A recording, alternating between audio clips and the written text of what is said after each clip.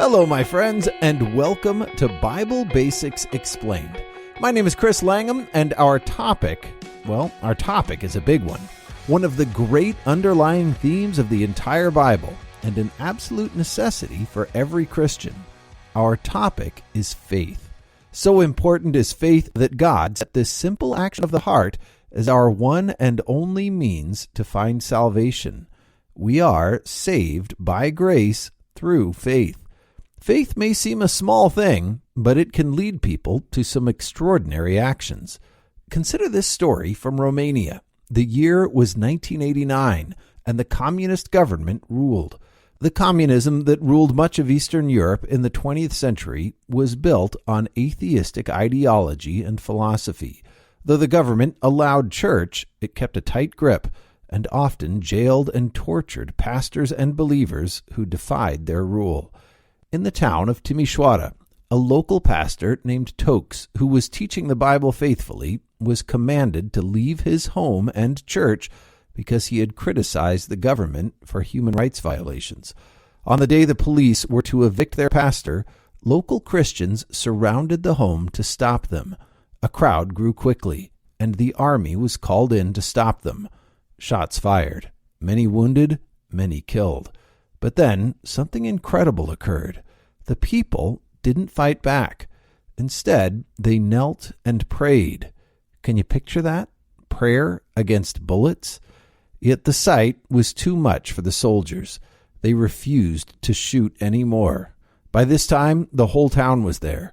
Another pastor named Dugulescu climbed to the balcony of the local opera house and addressed the crowd. He recited something, only a few lines, and two simple words struck deep in the hearts of the people. They began chanting, then shouting, two words in defiance of oppression, two words that cried out for freedom, equality, and dignity. Again and again, they shouted in unison, God exists.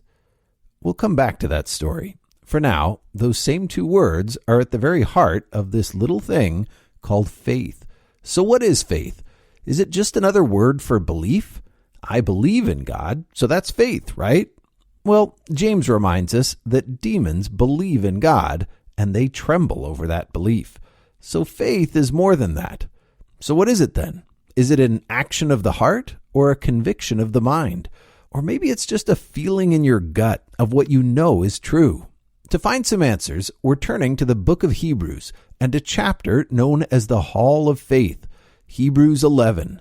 The chapter reads like an Old Testament Hall of Heroes. It's a highlight reel from every prophet and warrior who ever made it onto a Sunday school flannel board. If you grew up with Bible heroes, you'll recognize these names. And even if you missed out on all that, there's something about these heroes, something they all have in common.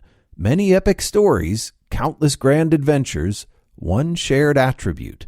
And it's not just courage or compassion or integrity. All of those are beautiful and necessary. But this one changes them all. Faith transforms all of our virtues because it gives them direction and purpose. It points everything about us back to God. So what is faith? Hebrews 11, verse 1. Now faith is confidence in what we hope for, and assurance about what we do not see. I like that. Faith is confidence. The Greek word here can also be translated substance. Faith gives substance to the things that we hope for. Hope is about the future, anticipation of good things coming.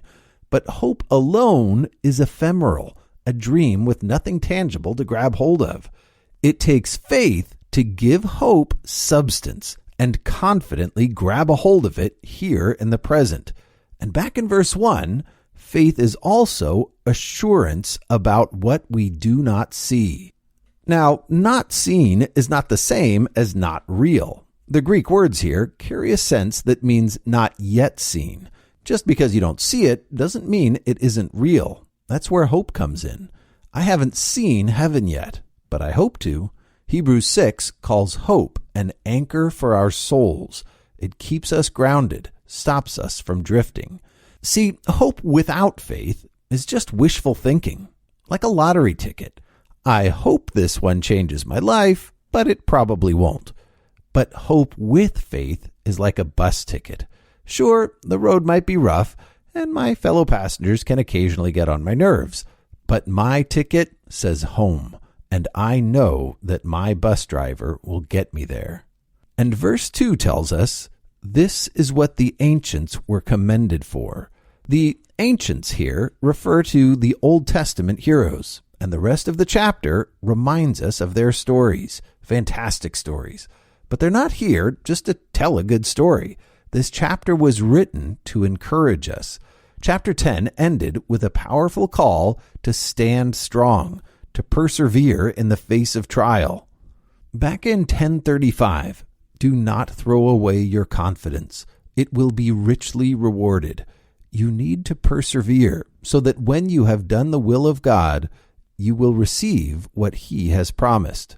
And chapter 10 ends with one essential Old Testament quote from Habakkuk. The righteous shall live by faith. Remember, righteous means right with God. And in the Bible, it's the only way to heaven. And Hebrews reminds us that when you're right with God, faith is how you live. That short verse is quoted throughout the New Testament. And 1,500 years later, it was also the spark that lit the fuse for the Great Reformation. But that's a story for another day. For today, get started by reading the first section in Hebrews 11, or listen to it. After all, faith comes by hearing, and hearing through the word of Christ. Read the stories of these great heroes of the faith, and I'll meet you back here to talk about them next time. Join us next time as we continue the journey, one chapter at a time. And remember, faith comes by hearing, and hearing through the Word. So do not throw away this confident trust in the Lord. Remember the great reward it brings you. Patient endurance is what you need now, so that you will continue to do God's will. Then you will receive all that He has promised. For in just a little while the coming one will come and not delay, and my righteous ones will live by faith. But I will take no pleasure in anyone who turns away. But we are not like those who turn away from God to their own destruction. We are the faithful ones, whose souls will be saved. Faith is the confidence that what we hope for will actually happen. It gives us assurance about things we cannot see. Through their faith, the people in days of old earned a good reputation.